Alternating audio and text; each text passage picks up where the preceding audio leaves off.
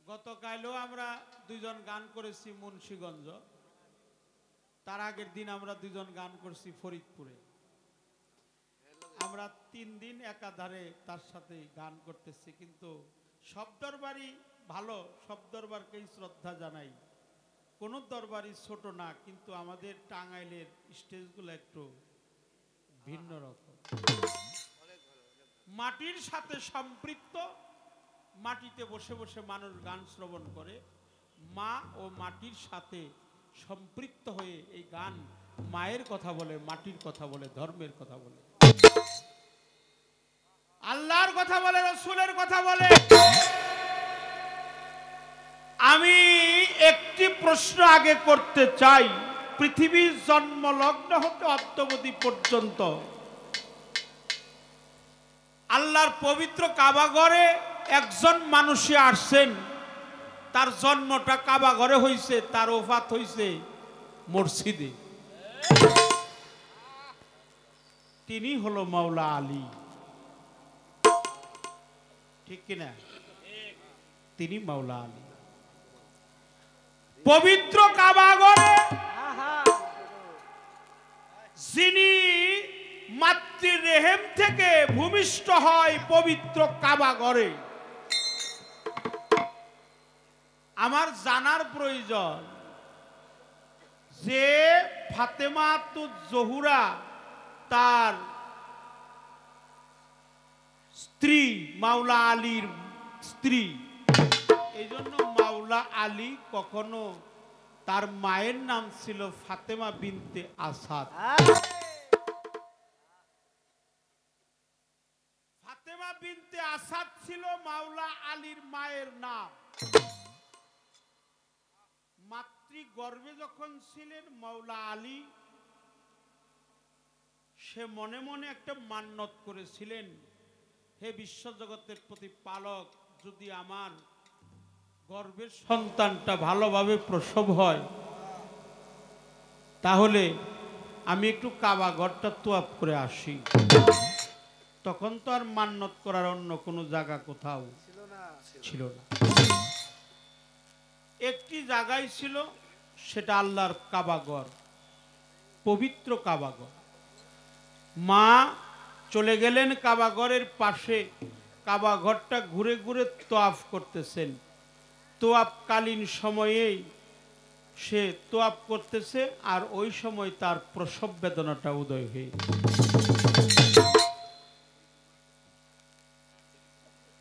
প্রসব বেদনা যখন উদয় হয়ে গেছে, মা ডানে বামে সামনে পিছনে তাকে দেখতেছে, আশেপাশে কেউ নাই।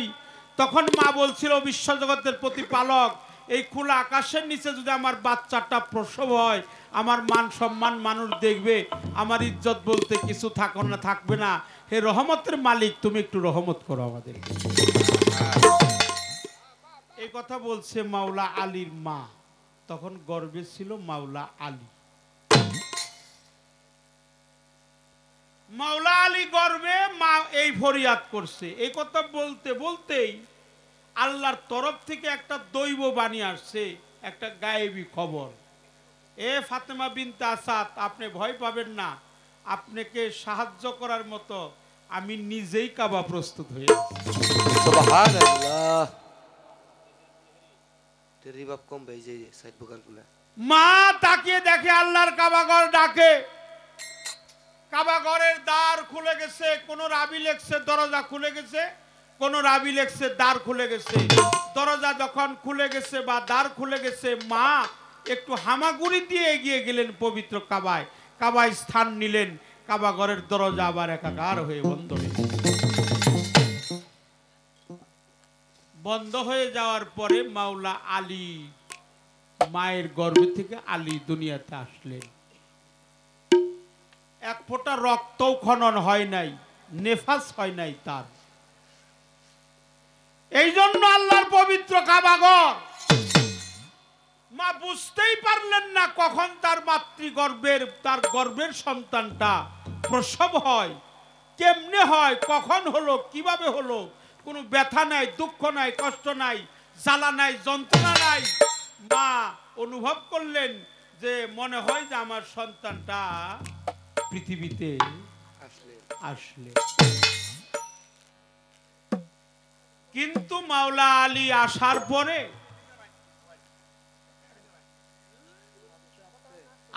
পরে মাওলা আলী সে মাতৃস্তনও খায় নাই, চোখ দিয়ে তাকিয়া তার মাকেও সে দেখে নাই।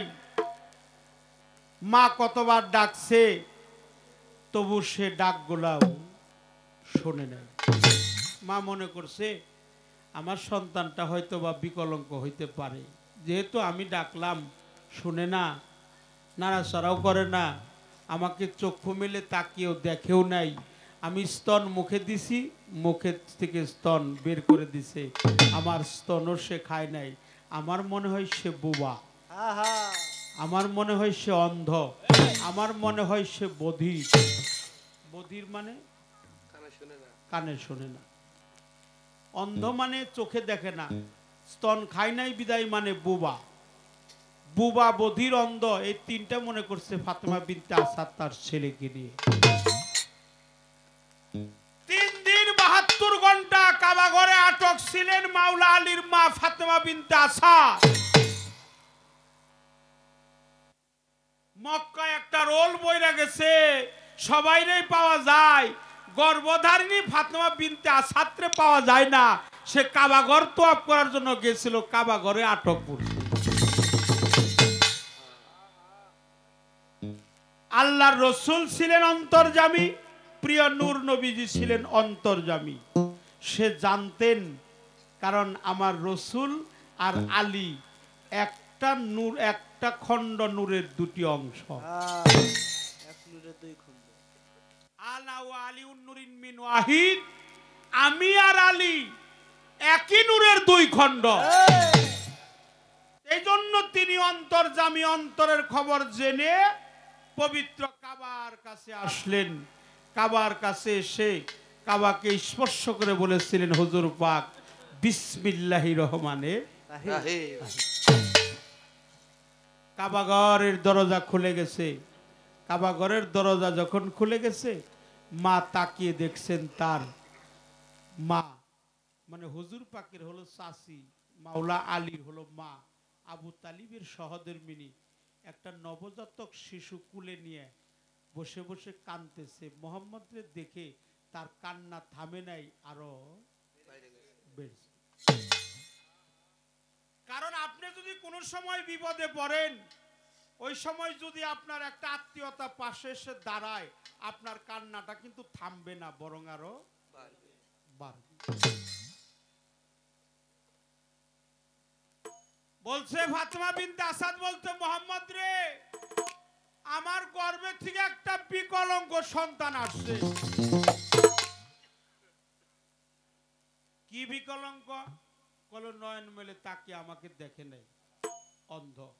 আমি ডাকছি শুনে নাই, নাড়াচাড়া করে না। আমি স্তন মুখে দিছি, মুখে নাই নাই, মনে হয় বুবা। আল্লাহ রসুল বলছে, চাচি ওকে আপনি অবিকলঙ্ক বলবেন না, দয়া করে ওরে আমার কোলে দেন, দয়া করে ওরে আমার কোলে দেন।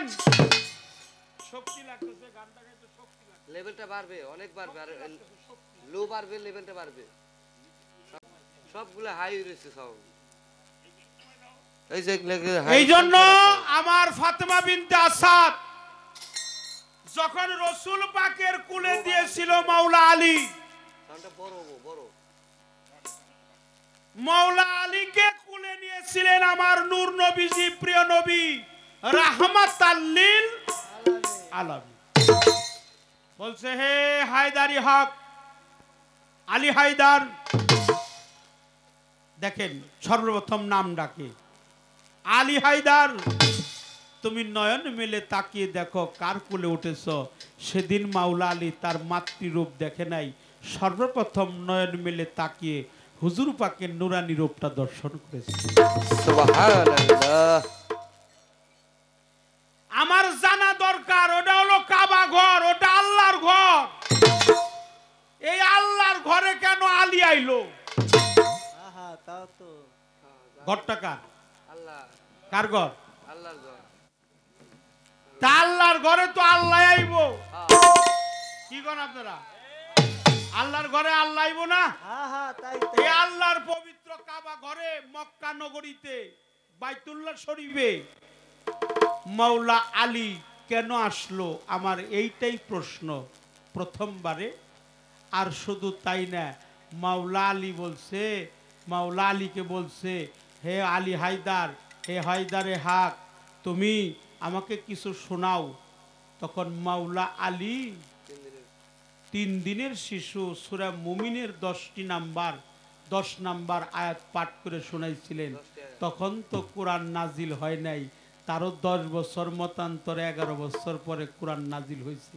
আমার জানা দরকার কোরআনই নাজিল হয় নাই, কিন্তু মাওলা আলী যে সূরা মুমিনের 10 নাম্বার আয়াত 10টা আয়াত পাঠ করে শোনাইলো, তখন কোরআন ছিল না। আলী সেদিন কোরআনটা পাইছিল কোথায়?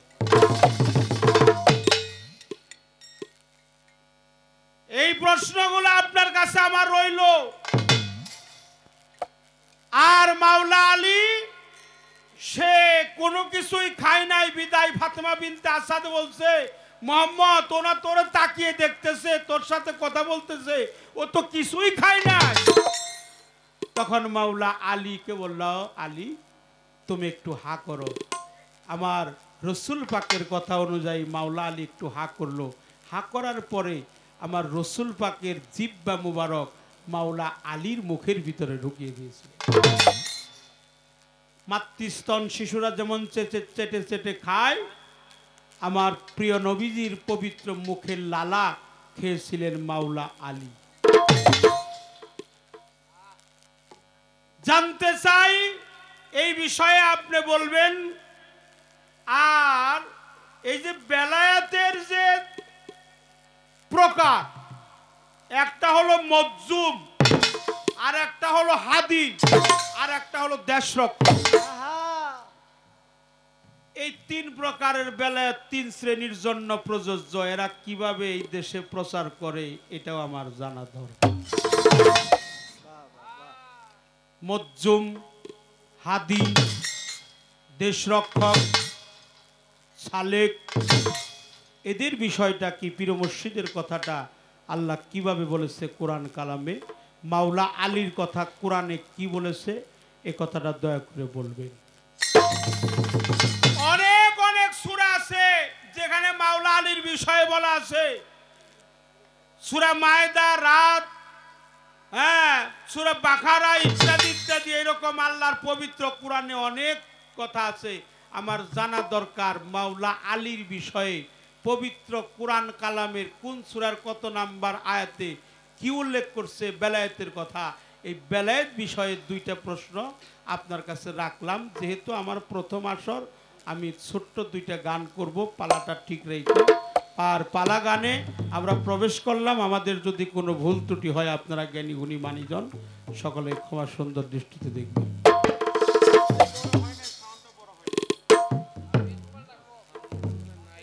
অনেক কষ্ট। হাই পাটের মাও দিচ্ছে নাকি? হ্যাঁ হ্যাঁ হ্যাঁ, নিচের গুলো হ্যাঁ।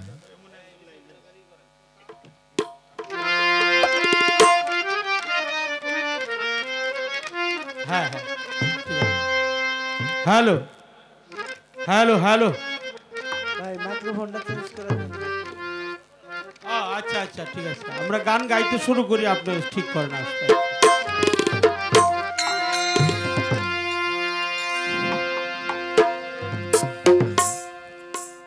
এমন একজন লাইলি আছে, মজনু নিজেই পাক আল্লাহ।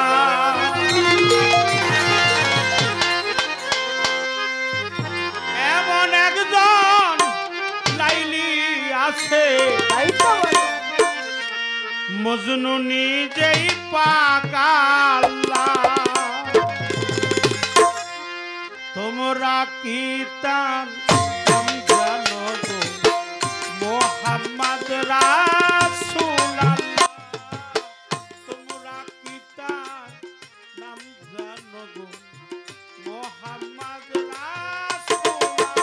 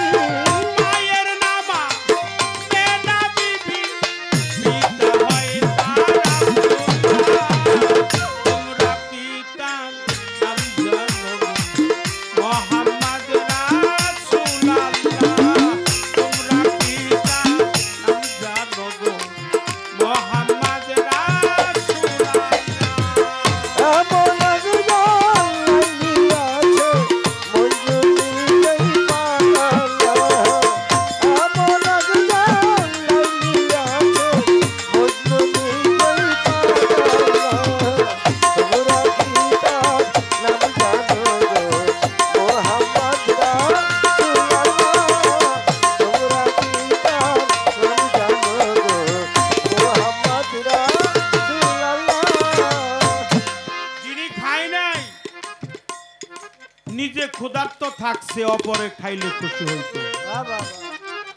এটা আমার নবীর স্বভাব, নবীর চরিত্র।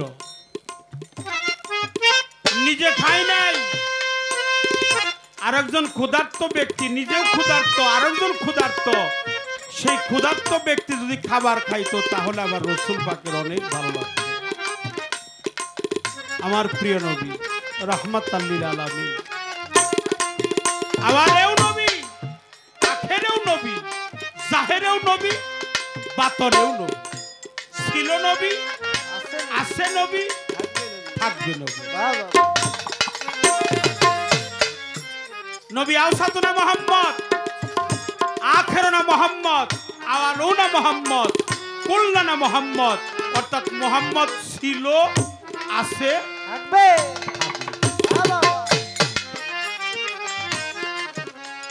ওয়াল আওয়াল ওয়াল আখের ওয়াল জাহের ওয়াল বাতেন, আল্লাহ আওয়ালে আখেরে জাহেরে বাতনে, তার বন্ধু আওয়ালে আখেরে জাহেরে বাতনে।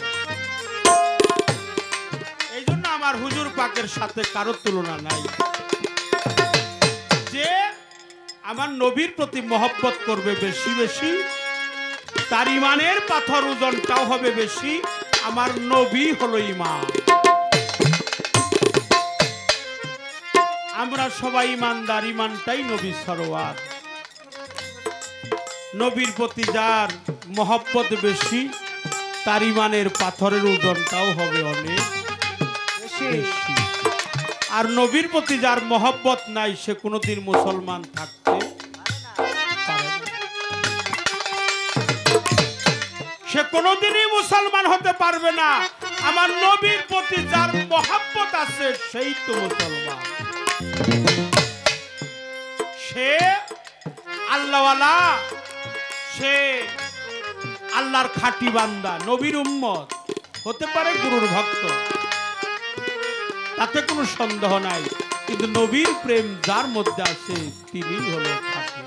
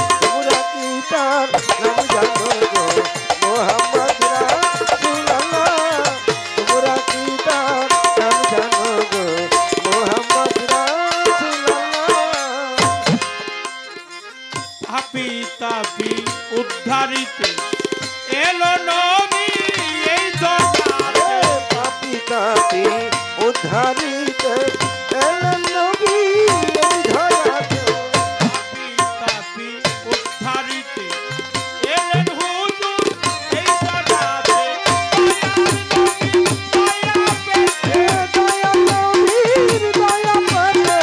দয়াল নবী দয়া পেতে আমাদের সালাম সালাম তোমরা পিতার নাম জানো গো মুহাম্মদ রাসূলুল্লাহ তোমরা পিতার নাম জানো গো মুহাম্মদ রাসূলুল্লাহ এমন একজন লাইলিয়াতে মজনুনি যেই পাগলা এমন একজন লাইলিয়াতে মজনুনি যেই পাগলা তোমরা কি তার নাম জানো গো মুহাম্মদ রাসূলুল্লাহ তোমরা কি তার নাম জানো গো মুহাম্মদ রাসূলুল্লাহ এমন একজন লিলিয়াতে মজনুনি যেই পাগলা এমন একজন লাইলিয়াতে মজনুনি যেই পাগলা এমন একজন লিলিয়াতে মজনুনি যেই পাগলা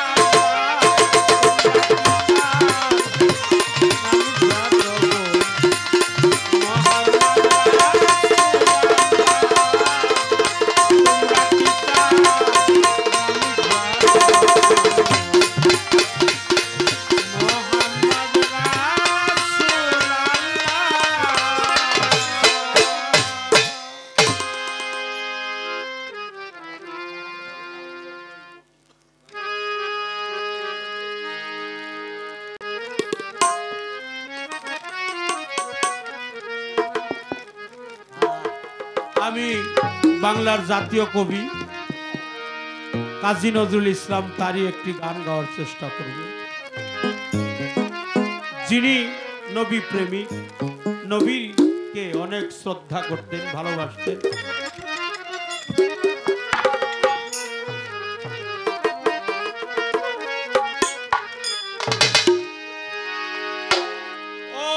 ওই নামে এত মধু থাকে,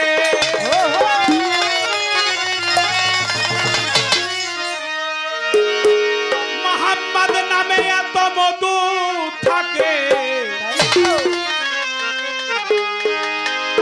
কে জানি তো আগে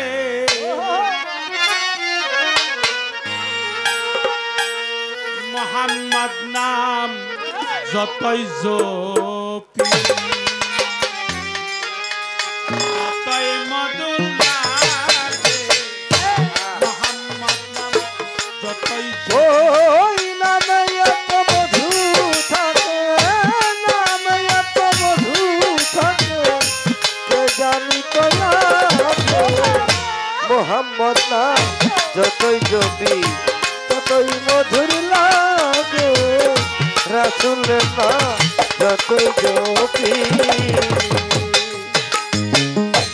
ওই নামেরই খুদা চাহি মন ভমরা বেড়াই গাহি, ওই নামের খুদা চাহি মন ভমরা যাইরে চাহি ওই নামেরই খুদা চাহি মন ভমরা বেড়াই গাহি।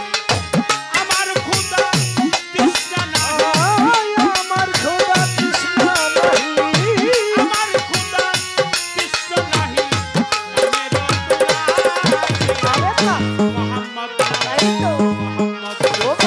মোহাম্মদ নাম যতই জপি ততই বদল লাগে গো, রসুলের নাম যতই ওই নামে এত মধু মাখা নামে এত মধু থাকে কে জানি তো লাগে মোহাম্মদ নাম যতই জপি ততই মধু লাগে মোহাম্মদ নাম যতই জপি ওই নাম প্রাণের প্রিয়তম, ওই নাম জ্যোতি মজনু সম, ওই নাম প্রাণের প্রিয়তম ওই নাম জপি মধু শ্যাম ওই নাম প্রাণের প্রিয়তম, ওই নাম জ্যোতি মজনু সম, ওই নামে প্রিয়া গাহে, ওই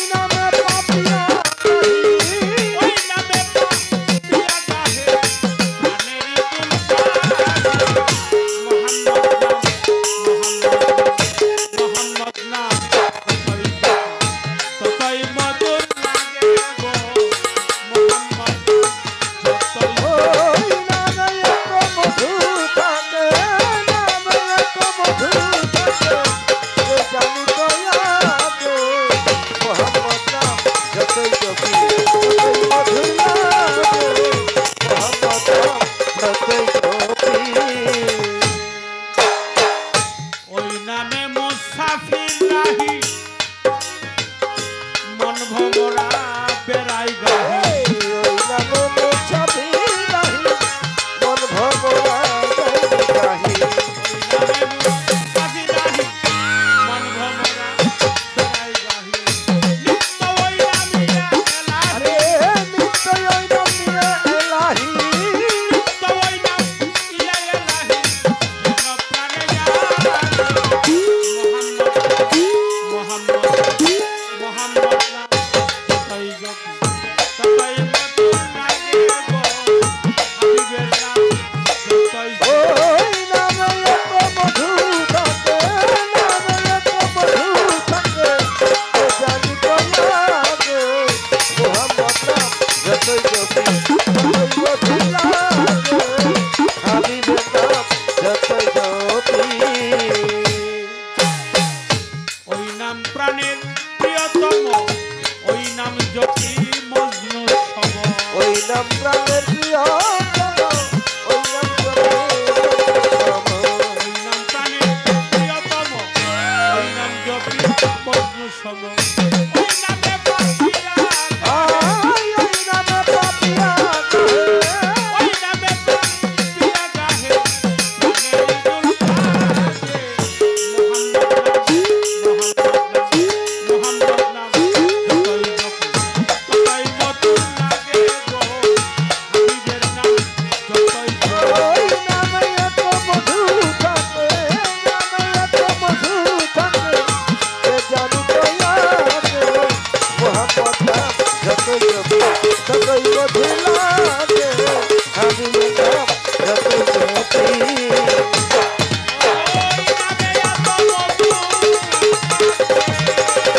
ওই নামে এত মধু থাকে,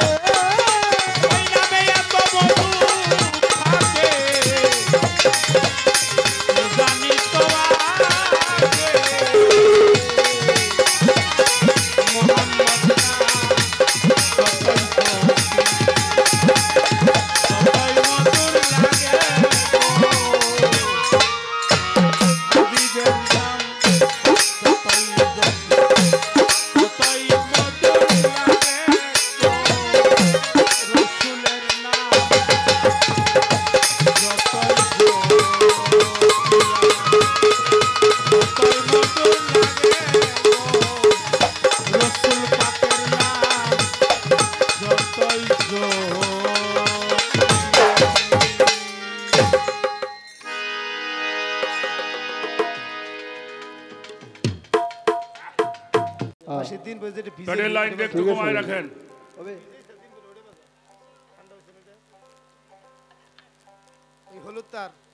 দোহাই ধর্ম অবতার করবেন আমাদের বিচার গানের সূক্ষ্ম সুবিচার।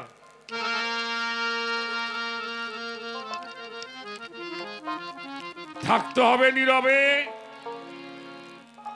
আজকে নবুয়ত আর বেলায়েতের গান, আমাদেরও ভয় শিল্পীকে অনেক কথা বলতে হবে। পালা গানে যাওয়ার আগে আমি একটি কথা বলবো, কারণ যিনি বেশি কথা বলে তার ভুল হওয়াটাই স্বাভাবিক। অতএব যিনি কাজ করে তার ভুল হয়, যিনি কাজ করে না তার কোনো ভুল হয় না।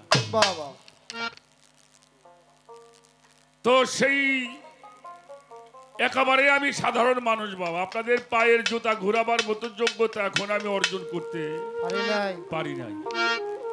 গান ভালোবাসছিলাম, সেখান থেকে এই পর্যন্ত আসা। সেই ভুলগুলি আমাদের উভয় শিল্পীর ক্ষমার দৃষ্টির দেখে আমাদের উভয়ের জন্য দোয়া চাই, আশীর্বাদ চাই, চরণ ধুলি চাই। বসো বসো। বাহ, হয়েছে ঠিক। গান লাগবে না, তুমি গান গাবে। যেমনি আছে আলহামদুলিল্লাহ। আরে যে মাঝে মাঝে সর করে কি রে বাবা, লুজ আছে? আচ্ছা আচ্ছা, ওই দেখো ওই যে তো আজকের পালা হচ্ছে নবুয়াত আর হলো বেলায়েত। এটা এমনই একটি পালা যেই পালার মধ্যে কোনো বাজে আলাপ করা আর বাজে আলাপ তো আল্লাহ পছন্দও করে না। সূরা লুকমানের 6 নম্বর আয়াতে আল্লাহ পাক আমাদেরকে হুঁশিয়ার করে দিয়েছেন, মিনান নাসি মান ইয়াশতারি লাহু আল হাদিস লিউদিল্লা ইলা আন সাবিলিল্লাহ। আল্লাহ রাব্বুল আলামিন বাজে আলাপ পছন্দ করেন না। অলিক কথা, অসার গল্প, বাজে আলাপ যেটা শুনলে মানুষ পথভ্রষ্ট হয়ে যায়, আল্লাহ রসুলের পথ থেকে দূরে সরে যাবে, পিতা মাতার খেদমত থেকে ওলিয়া উলিয়াদের পথ থেকে মানুষ দূরে সরে যায়, এমন কোন আলোচনা যেন আমি গানের মঞ্চে না করি। শুধু গানের মঞ্চে নয়, আমার দৈনন্দিন জীবনেও আমরা যেটা আল্লাহ পছন্দ করে না সেটা আমরা পরিহার করার জন্য চেষ্টা করব।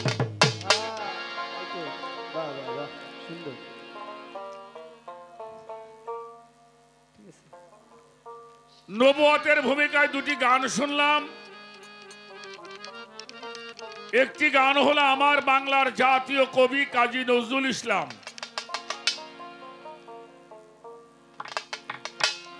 মোহাম্মদ নাম যতই জপি ততই মধুর লাগে, ওই নামে এত মধু ছিল কে জানিত আগে।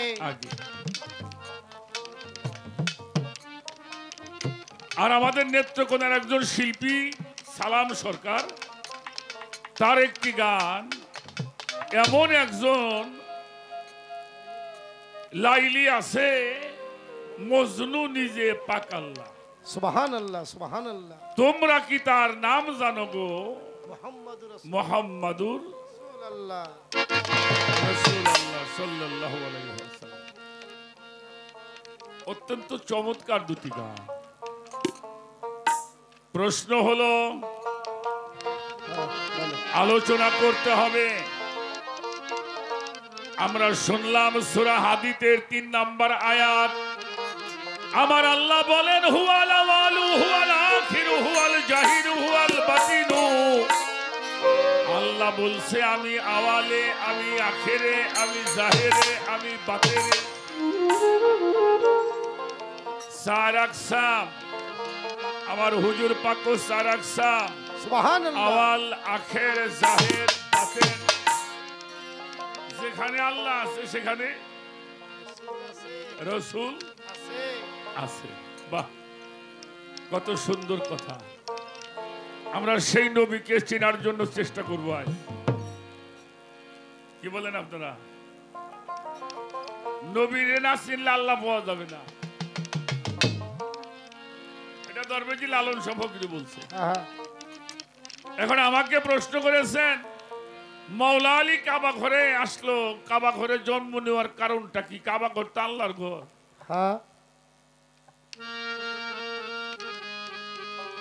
এটা হওয়ার কারণটা কি?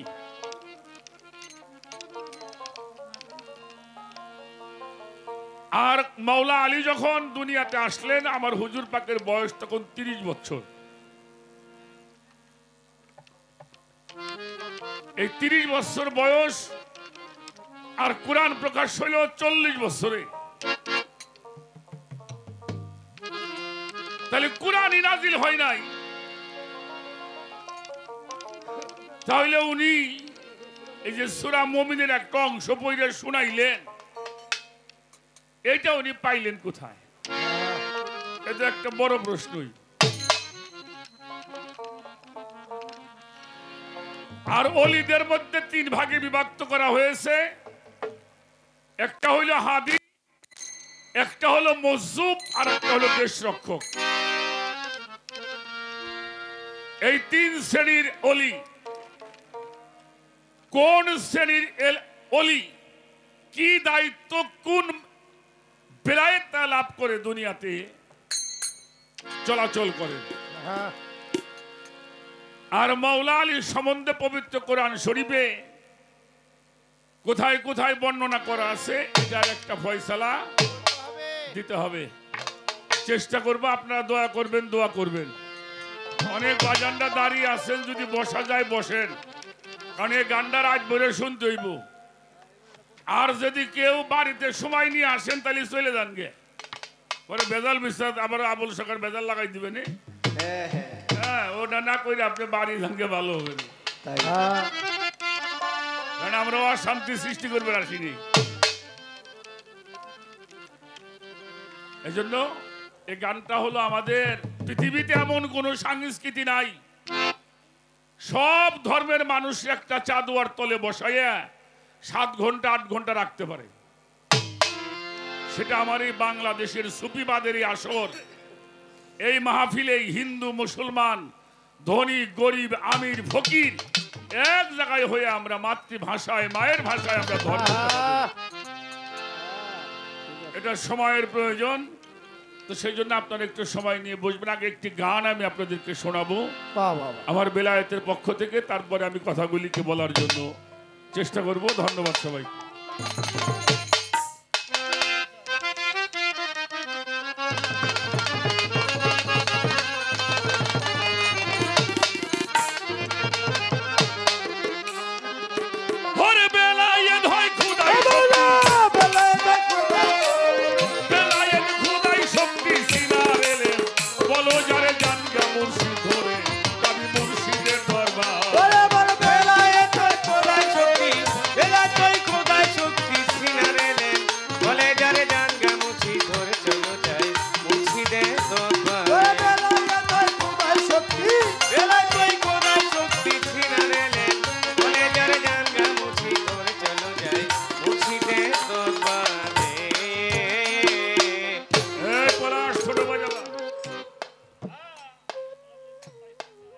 গানের সময় একটু শব্দ যন্ত্র বাজে সমস্যা হতেই পারে।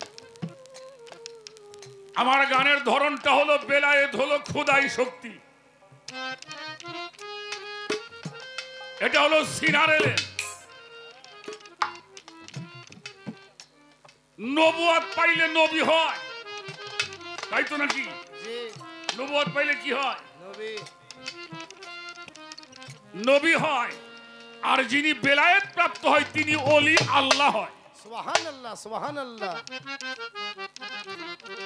কথাটা বাজান বোঝা গেছে? নবুয়ত পাইলে নবী হয়, আর বেলায়েত পাইলে ওলি হয়।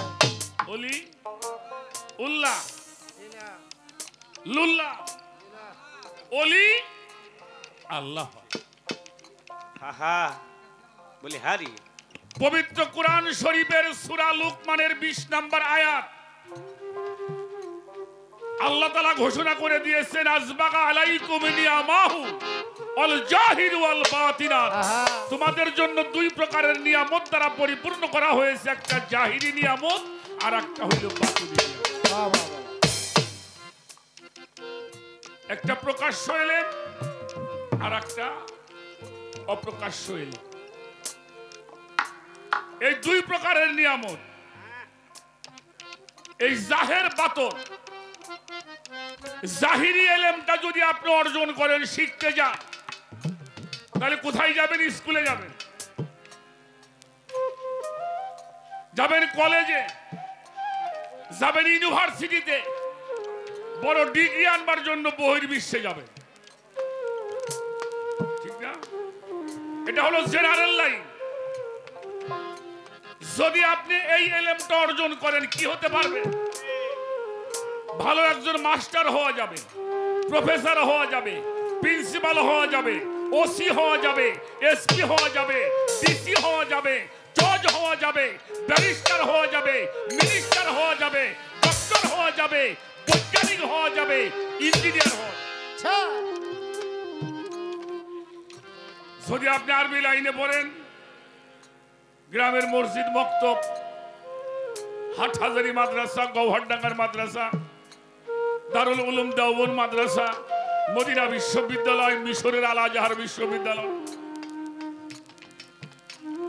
যদি আপনি এখানে পড়াশোনা করেন, তাহলে কি হতে পারবেন? একজন হাফেজ সাহেব হওয়া যাবে, কারি সাহেব হওয়া যাবে, মাওলানা হওয়া যাবে, মুফতি হওয়া যাবে, মুফাসসির হওয়া যাবে, মুহাক্কিক হওয়া যাবে, আল্লাহর ওলি হওয়া যাবে না।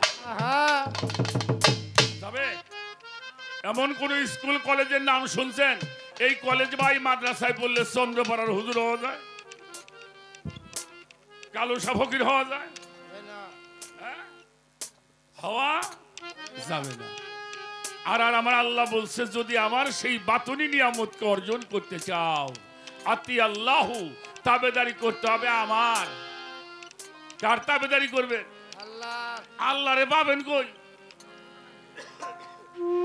আল্লাহ বলে নিরাশ হইও না, আতিউর রসুল, আমার রসুলের আনুগত্য করো। রসুলকে কই পাবা? ওয়ালিল আমরে মিনকুম, তোমাদের মধ্যে যাহারা ওলি, অর্থাৎ যারা বাতুনি নিয়ামত প্রাপ্ত, যাদের উপরে ইলহাম হয়, নবীদের উপরে ওহী নাজিল হয়েছে, আল্লাহর ওলিদের উপরে ইলহাম হয়, সেই শক্তি দ্বারা এই পাপী মানুষগুলো মুক্ত করে আল্লাহ পর্যন্ত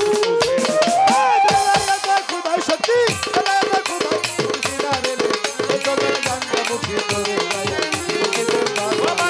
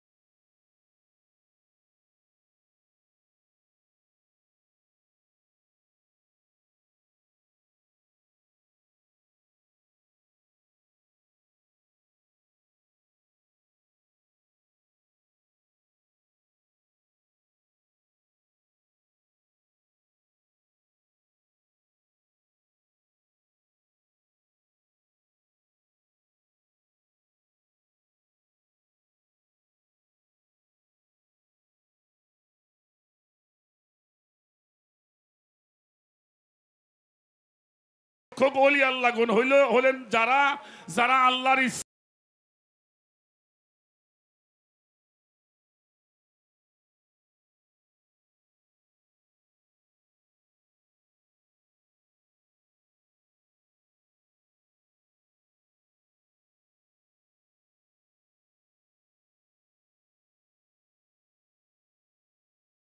দেশ রক্ষক আল্লাহ আল্লাহ গুণের মাঝে অনেকগুলো শ্রেণী রয়েছে, তাদের মধ্যে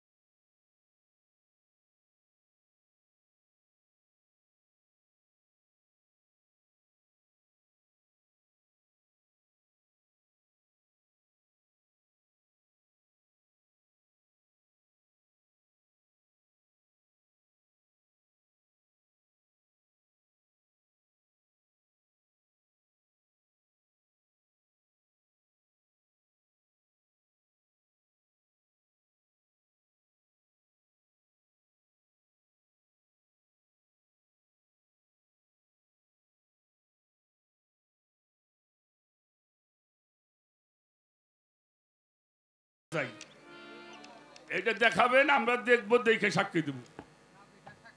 না না দেখে সাক্ষী।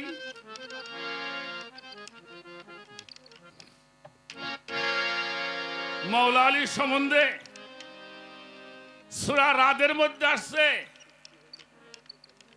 তারপরে সূরা মাইদার মধ্যে আসছে, আলে ইমরানের মধ্যে আসছে।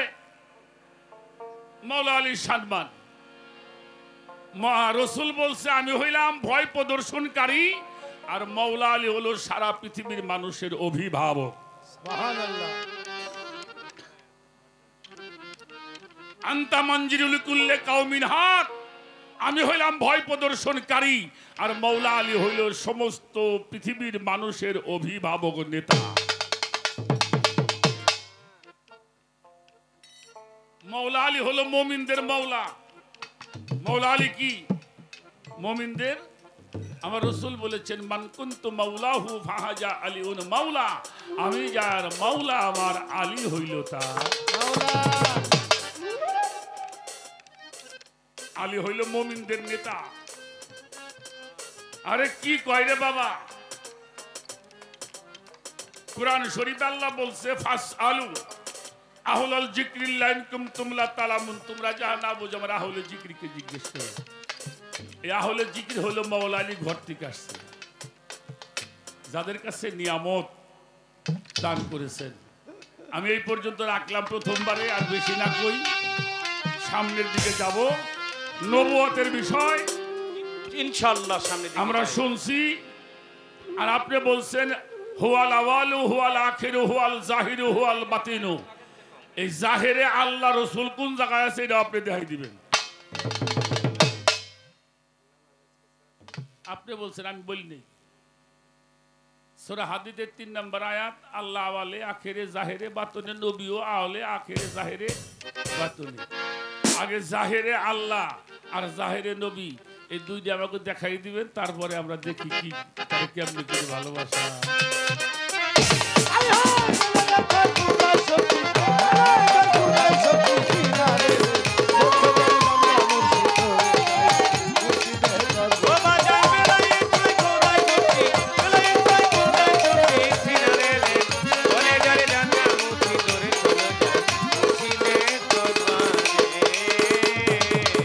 কাদিরে খুমের ভিতরে সেদিন দিনের পয়গাম্বরে আলীকে লক্ষ্য কইরা দেখাইল সবাই।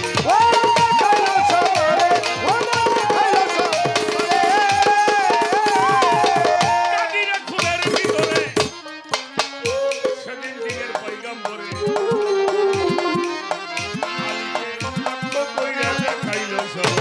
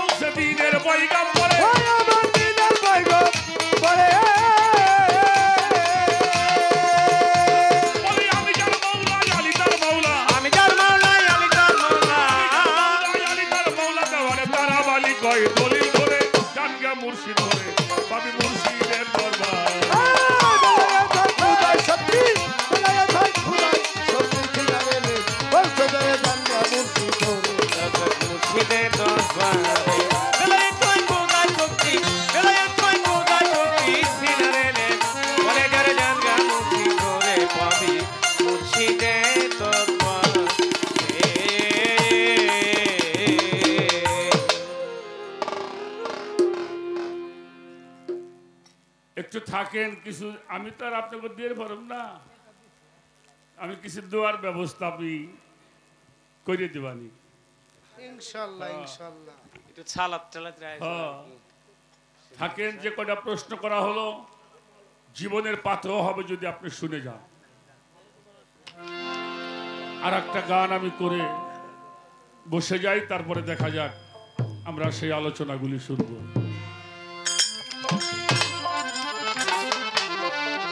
দরবেজি লালন শাফকির একটা গান গাও। ওকে ওকে ঠিক আছে।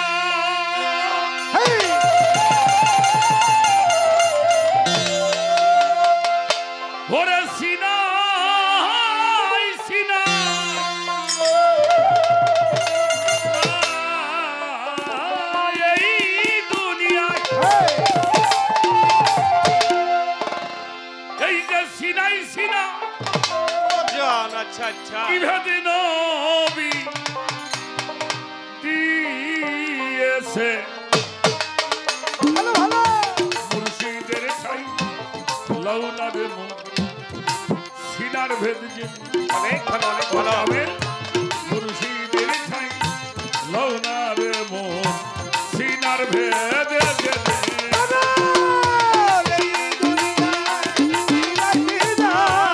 এই দুনিয়ায় চিনাই চিনাই কি ভেদ নবী দিয়েছে মুর্শিদের ঠাইলো না বাজান সিনা ভেদ জেনে কামে মুর্শিদের ঠাইলো না রে মন সিনা ভেদ জেনে নিকেতন বান্দা যত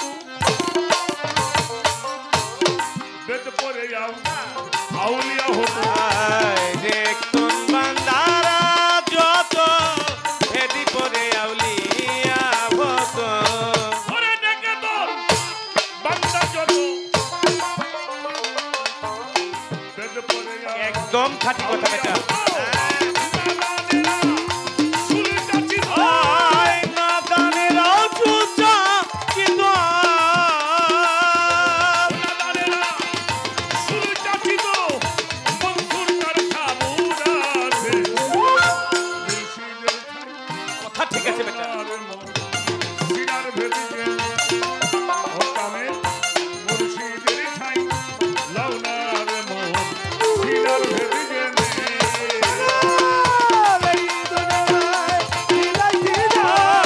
এই দুনিয়ায় চিনাই চিনাই কি ভেদ নবী দিয়েছে মুর্শিদের ঠাইল না বাজান সিনা ভেদ জেনে কামেল মুর্শিদের ঠাইল না রে মন সিনা ভেদ জেনে কোতর কয়ার কুস্বভাবী আরে ভেদব রে নাই নবী ভাই তোর কোয়ার কুস্বভাবী তারে ভেদ বলে নাই নবী কোতর কয়ার কুস্বভাবী রে নাই নবী ভেদের ঘরে ওরে দিয়া যাবি ভেদের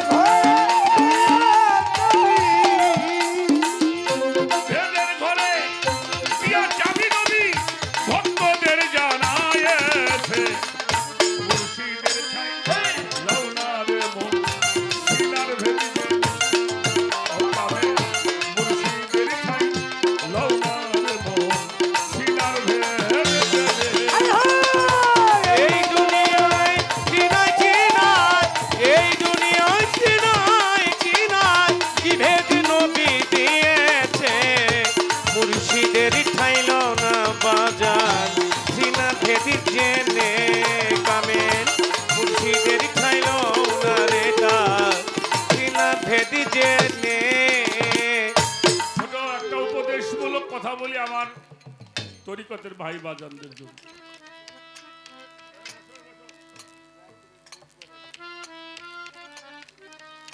আমরা যারা পীর ধরা মানুষ খেয়াল করবেন, আপনার পীরের বাক্যর চাইতে আপনার বাক্য যেন উঁচু না হয়। এটা কোরআন শরীফের মধ্যে আছে। পীরের দরবারে যাবেন,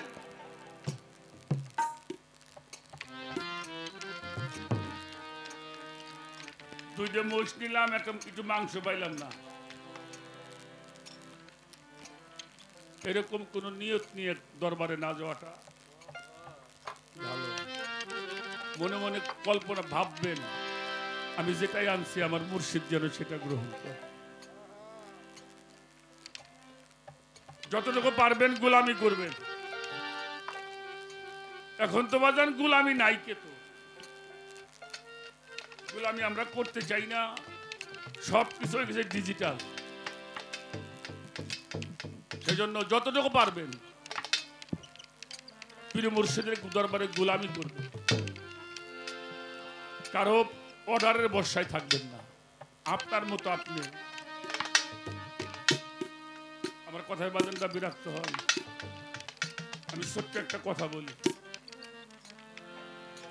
আমার উস্তাদের নাম তো আপনারা জানেন, সাধক আইনাল মিয়াল চিশতি নিজামী বাবাজি। ওনার যিনি মুর্শিদ কেবলা ছিলেন, আমাদের ঝিটকা শরীফের দেওয়ান আব্দুল আজিজ আল চিশতি নিজামী রহমতুল্লাহ। আমি মানুষটাকে একবার দেখেছিলাম শেষ বয়সে,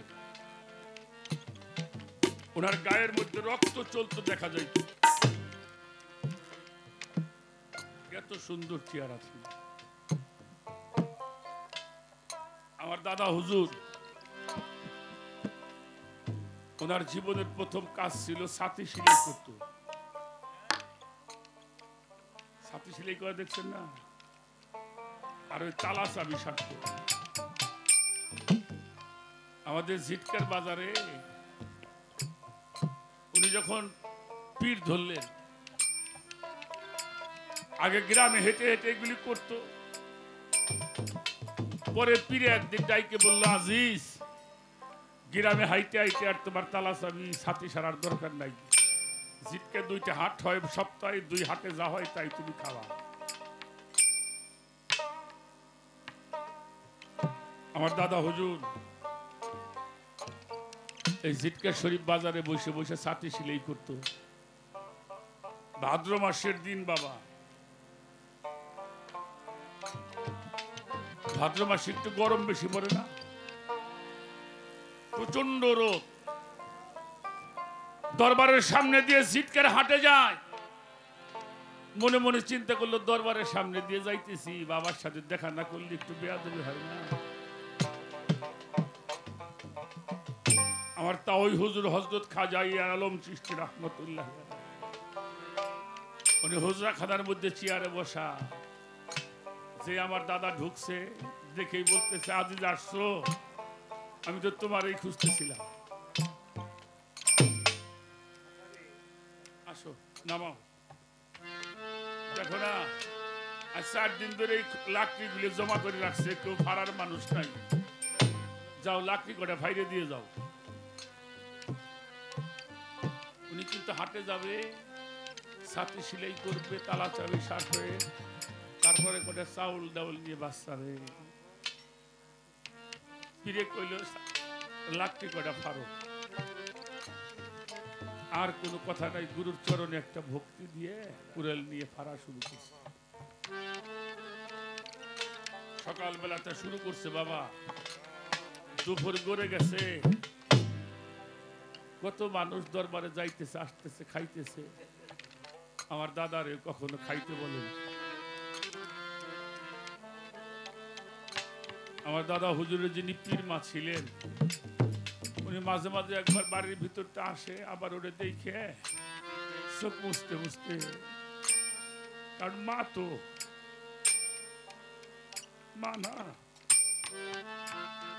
আর মনে মনে কয় কত মানুষ আজাইরে খায়, তাকে কামে কয় না, আর আমার আদি যে তো কাম করে তারে খাবার দেয় না।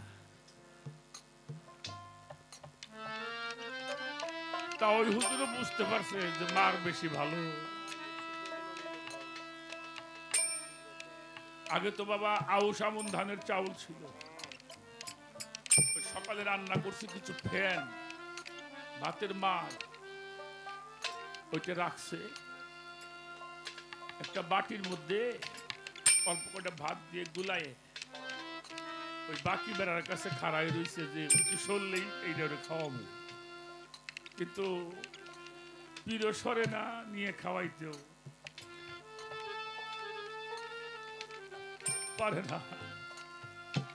উনি তো বুঝতে পারছে যে মায়ের ভিতরটা কেমন লাগতেছে সন্তানের জন্য। উনি না দেখার ভান করে দরবারে দোপে দিয়ে ঘোরাঘুরি করতেছে। আমার দাদা হুজুরের গুরু মা আসলে ঢাইকাই নে করতেছে, আজিজ তাড়াতাড়ি বাবা ফ্যান ভাত তো খাইনে, দেখলে আবার গালাগালি। আরে আমার দাদা কুড়ালটা নামাইছি, আমার পা ধরে কাঁদে আর কয়, মা তুমি আমার দোয়া করো আমি যেন মানুষ হই।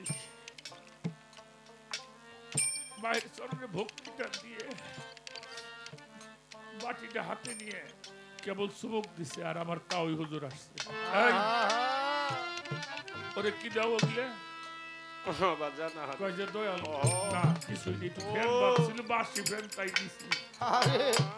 আমার তাওই হুজুর বলল, এই, ও যদি আমার বাড়ির ফ্যান ভাত খায় তাহলে আমার কুত্তাই খাবো, আমার কুত্তা না খেয়ে থাকবে।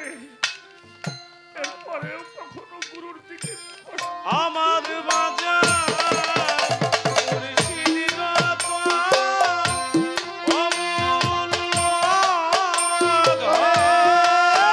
মুর্শিদের দান অমূল্য দান মুর্শিদের পান অমূল্য ধন দিনে থাকিতে হইল না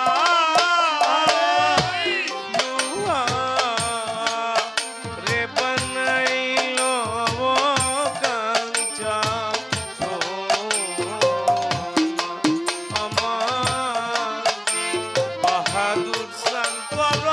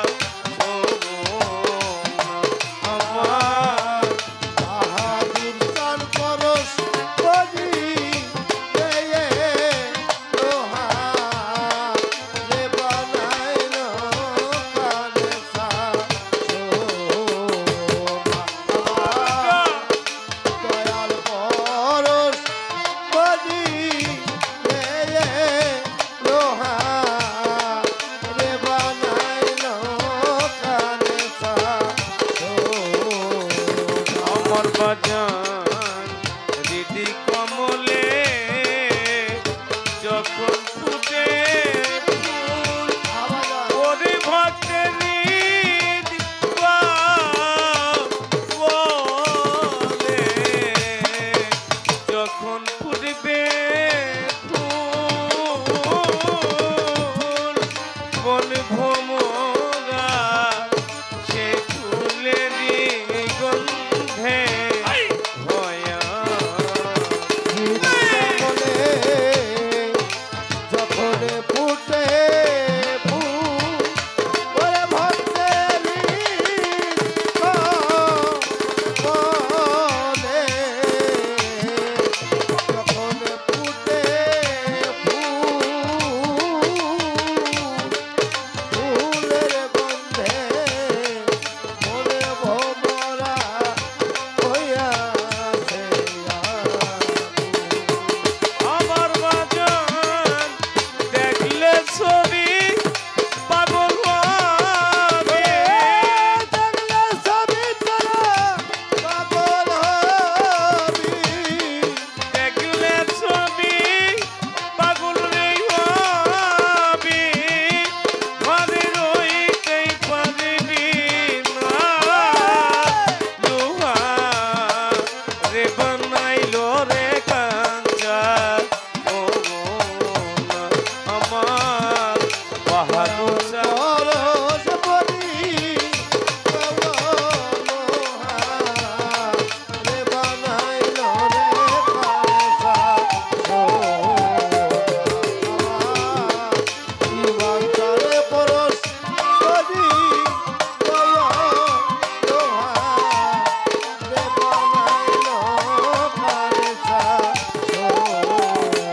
ওরে ফকির কালা সাকয় ওরে পাগল মন ওরে ফকির কালা সাকয় ওরে পাগল মন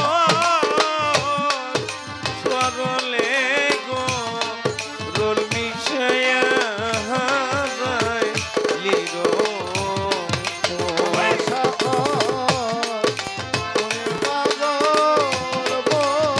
আবেটারে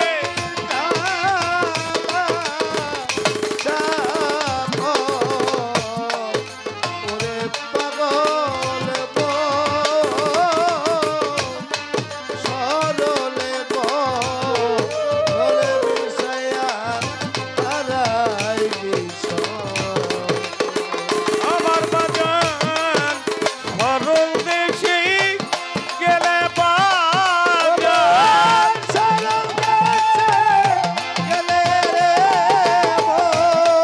সরল দেশে গেলে বাজান গরলে ভাব থাকে না লোহা রে বানাইলো রে কাঞ্চা ও মোলা আমার সোরহাবসা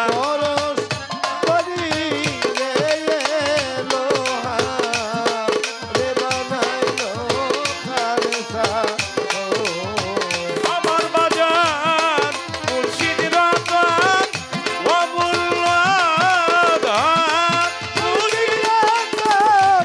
অবুল্লাহ মুর্শিদ রতন অবুল্লাহ তিনি থাকিতে ভুইল না লোহা রে বানাইল রে কাঞ্চা ভোলা আমার সোরহাব সাং পরত পরি গবলুহা রে বানাইল রে কাঞ্চা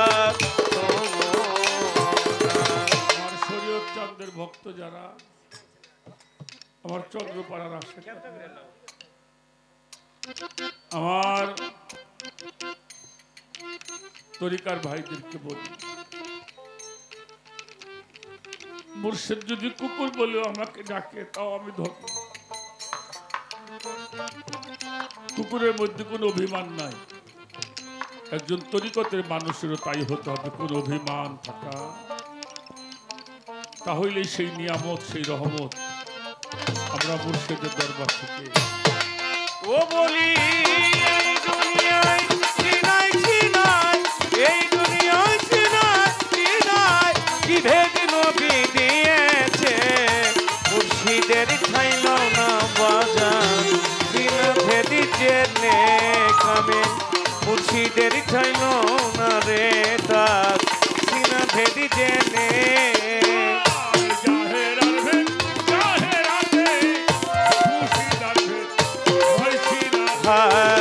জাহেরার ভেদি পুছিটা ভেদি রয়েছি না তে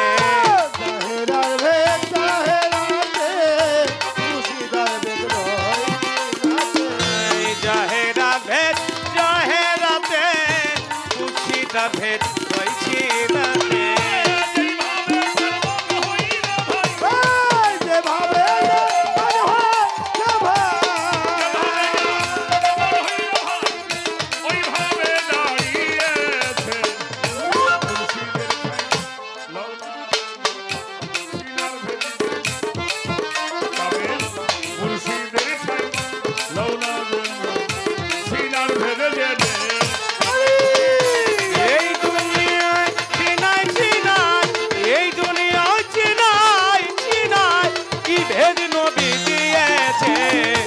মুর্শিদের ঠাইল না বাজান সিনা ভেদি জেনে কামে মুর্শিদের ঠাইল না রে তার সিনা ভেদি জেনে